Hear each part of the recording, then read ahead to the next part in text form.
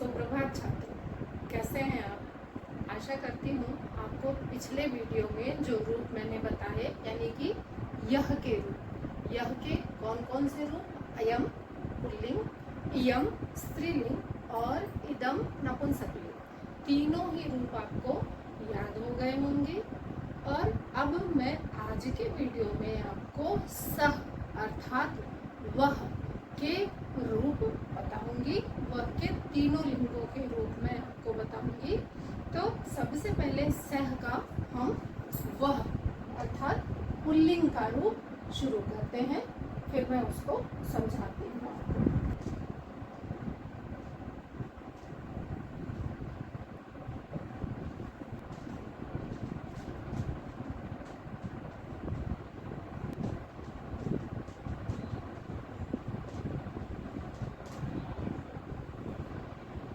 तो देखिए छात्रों, ये है सह अर्थात तो वह का रूप। तो यहाँ पर जैसा कि हम जानते हैं विभक्तियां हमारी क्या होती हैं, कारक के चिन्ह होते हैं और एक वचन, द्विवचन और बहुवचन के रूप हो गए। तो सह यानी कि वह एक, तो वे दो, ते वे सब। इसी प्रकार से तम क्या हो गया, कौन सा कारक हो गया, द्वितीय विभक्ति हो गई, यानी कि कर्म कारक हो गया।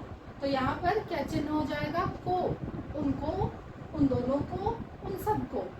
इस प्रकार से तृतीय विभक्ति में क्या हो जाएगा, तृतीय विभक्ति में हो जाएगा चिन्ह हो जाएगा उसका से या के द्वारा। तो उसी प्रकार से तेन, ताभ्याम, तैर। अब यहाँ पे मैं इसलिए नहीं बताती हूँ छात्रों कि आपको मैंने कारक में बताया हुआ है।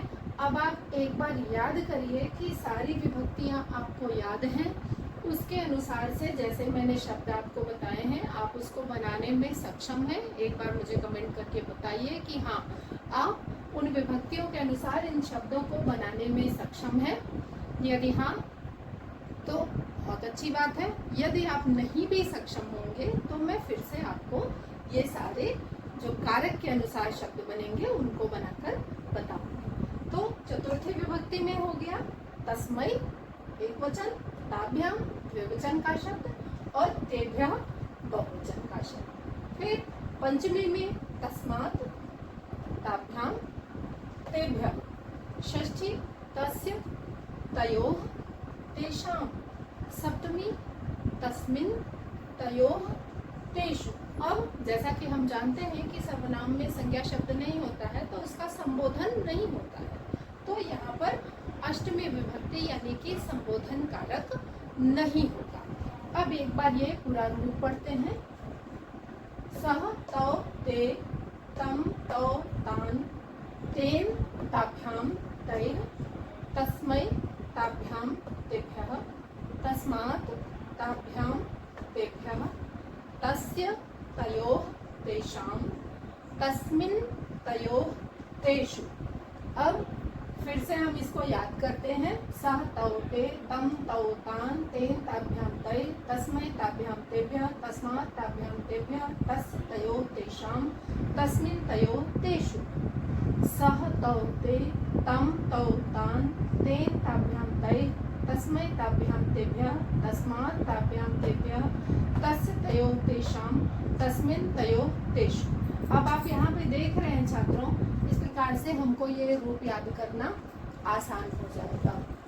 जैसा कि आप हमेशा जानते हैं कि द्विवचन में हमको सिर्फ और सिर्फ 3 शब्द याद करने होते हैं, यानी कि प्रथमा द्वितीय विभक्ति में तौ शब्द, तृतीय चतुर्थी पंचमी में ताभ्याम और षष्ठी और सप्तमी में तयोः। इसी प्रकार से अगर हम यहाँ आते हैं बहुवचन में तो यहाँ पर हमको चतुर्थी और पंचमी में तेभ्यः शब्द याद करने को मिलते हैं, जो कि एक ही प्रकार के शब्द हैं। ठीक है छात्रों, अब मैं आपको यहाँ पर नपुंसक लिंग भी बताती चलूंगी, जिससे कि आपको नपुंसक लिंग भी याद करना आसान हो जाएगा।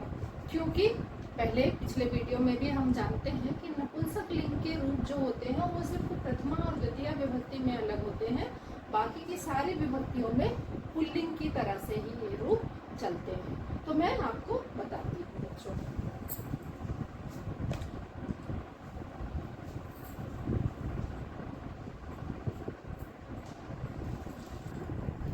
अब यहाँ प्रथमा विभक्ति के एक वचन में शब्द होगा बच्चों तत्, द्विवचन में हो जाएगा ते और बहुवचन में हो जाएगा छात्रों तान।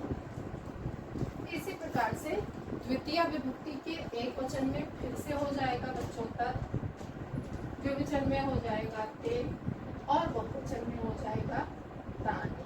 अब जैसा कि मैंने आपको बताया है कि बाकी का पूरा रूप जो है वो पुल्लिंग के रूप की तरह ही चलेगा। तो ये आपको याद करना बहुत ही आसान हो जाएगा। आप क्या करेंगे छात्रों, आप याद करेंगे प्रथमा और द्वितीय का शब्द जो कि सिर्फ और सिर्फ 3 शब्द हैं। कौन से 3 शब्द? तत्, ते, तान। वही द्वितीय विभक्ति में भी होते हैं तत्, ते, तान। और तृतीय विभक्ति से लेकर के सप्तमी विभक्ति तक पुल्लिंग का रूप चलता है। तो कैसे हो जाता है ये रूप? तत्, ते, तानि, तत्, ते, तानि, तेन ताभ्यां तै, तस्मै ताभ्यां तेभ्यः, तस्मात् ताभ्यां तेभ्यः, तस्य तयोः तेषां, तस्मिन् तयोः तेषु। ठीक है छात्रों, एक बार फिर से मेरे साथ बोलिए। तत्, ते, तानि, तत्, ते, तानि, तेन ताभ्यां तै, तस्मै ताभ्यां तेभ्यः, तस्मात् ताभ्यां तेभ्यः, तस्य तयोः तेषां, तस्मिन् तयोः तेषु। इस प्रकार से छात्रों आपको सह का रूप जो है वो पुल्लिंग और नपुंसकलिंग दोनों ही समझ में आ गया होगा। और आप इसको याद करिए, फिर मुझे कमेंट में बताइए कि आपको याद हो गया है अथवा नहीं। तो मैं फिर से एक बार आपको याद करने के लिए ये वीडियो याद करने का तरीका फिर से बता दूंगी। धन्यवाद।